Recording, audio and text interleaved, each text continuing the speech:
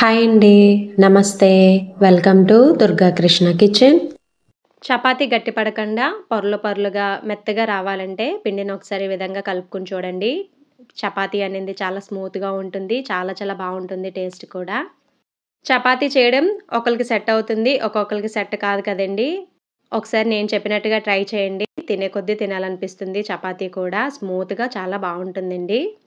వీడియోలోకి వెళ్ళే ముందు మీకు గనక ఈ వీడియో నచ్చినట్లయితే తప్పకుండా వీడియోని లైక్ చేసి, షేర్ చేసి, కామెంట్ చేయండి. మీరు లైక్ చేయడం వల్ల ఈ వీడియో అనేది మరికొంతమందికి రికమెండ్ అయ్యే ఛాన్స్ ఉంటుంది. అలానే ఛానల్‌ని సబ్స్క్రైబ్ చేసుకొని పక్కనే ఉన్న బెల్ ఐకాన్‌ని గనక క్లిక్ చేసినట్లయితే నేను పెట్టే ప్రతి వీడియో యొక్క నోటిఫికేషన్ మీకొస్తుందండి. ఇంక లేట్ చేయకుండా ఈ చపాతీ తయారీ విధానం ఎలాగో చూసేద్దాం.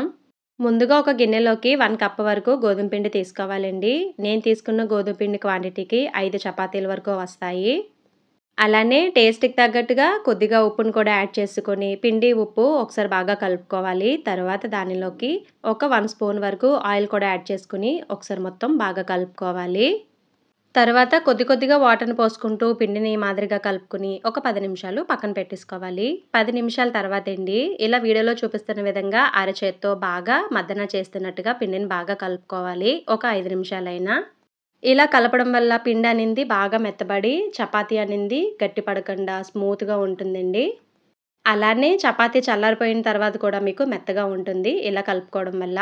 ఇలా కలిపెట్టుకున్న పిండిని ఇలా మనకు కావాల్సినంత సైజులో ఇలా చిన్ని ఉండల్లాగా తీసుకొని పొడి పిండిని చల్లుకుంటూ వీడియోలో చూపిస్తున్న విధంగా చిన్ని చపాతీలాగా ప్రిపేర్ చేసుకోవాలి. తర్వాత ఒక హాఫ్ టీ స్పూన్ ఆయిల్‌ని వీడియోలో చూపిస్తున్న విధంగా చపాతీ మొత్తం అప్లై చేసుకోవాలి.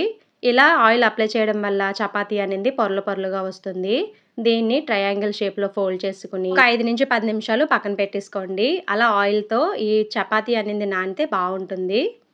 అలానే అన్ని చపాతీలకి ఆయిల్ అప్లై చేసుకొని పక్కన పెట్టేసుకోండి ఒక 10 నిమిషాలు. తర్వాత పిండిని జల్లుకుంటూ వీడియోలో చూపిస్తున్న విధంగా ఇలా చపాతీలాగా ప్రిపేర్ చేసుకోవాలి నెమ్మదిగా. ఇప్పుడు ఈ చపాతీని ఫ్రై చేసుకుందాం. స్టవ్ మీద పాన్ పెట్టి హీట్ అయిన తర్వాత బాగా హీట్ అవ్వాలండి పెనం అనేది. తర్వాత స్టవ్ సిమ్‌లో పెట్టుకొని ఈ చపాతీని దోస పెనం మీద వేసుకోవాలి. మనకిలా బబుల్స్ లాగా రావాలి లైట్‌గా. తర్వాత దీన్ని జాగ్రత్తగా టర్న్ చేసుకోవాలి. ఇలా టర్న్ చేసిన తర్వాత 2 వైపులా ఇలా పిండి పిండిగా కనిపించేదంతా అయిపోవాలండి. ఇలా వేగినట్టుగా కనిపించాలి మనకి. ఇలాంటి టైంలో ఆయిల్ యాడ్ చేసుకోవాలి. ఒక హాఫ్ టీ స్పూన్ వరకు. ఆయిల్ యాడ్ చేసుకొని చపాతీని ఇలా ప్రెస్ చేస్తున్నట్టుగా ఫ్రై చేసుకుంటే చపాతీ అనేది చాలా చక్కగా పొంగుతుంది. చూడండి ఎంత బాగా పొంగుతుందో. అలానే ఇంకొంచెం ఆయిల్‌ని కూడా అంటే ఒక పావు టీ స్పూన్ ఆయిల్‌ని కూడా ఇలా చపాతీకి అప్లై చేసుకొని 2 వైపులా ఇలా ఫ్రై చేసుకోవాలి.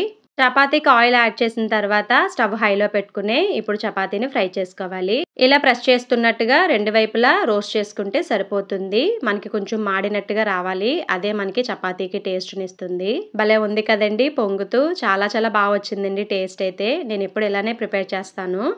తర్వాత ఈ వేడి చపాతీని తీసుకొని ఒక గిన్నెలో వేసుకొని మూత పెట్టేసుకోవాలి.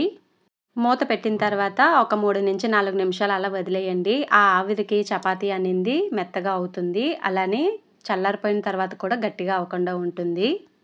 చూడండి చపాతీ అనేది ఎంత స్మూత్‌గా ఉందో పొరలు పొరలుగా చాలా బావుంటుందండి టేస్టు. ఒకసారి ఈ విధంగా ట్రై చేయండి మీరు కూడా. మీకు గనక ఈ వీడియో నచ్చినట్లయితే తప్పకుండా వీడియోని లైక్ చేసి, షేర్ చేసి, కామెంట్ చేయండి. అలానే ఛానల్‌ని సబ్స్క్రైబ్ చేసుకొని పక్కనే ఉన్న బెల్ ఐకాన్‌ని గనక క్లిక్ చేసినట్లయితే నా వీడియోస్ మీరు రెగ్యులర్‌గా ఫాలో అవ్వచ్చు.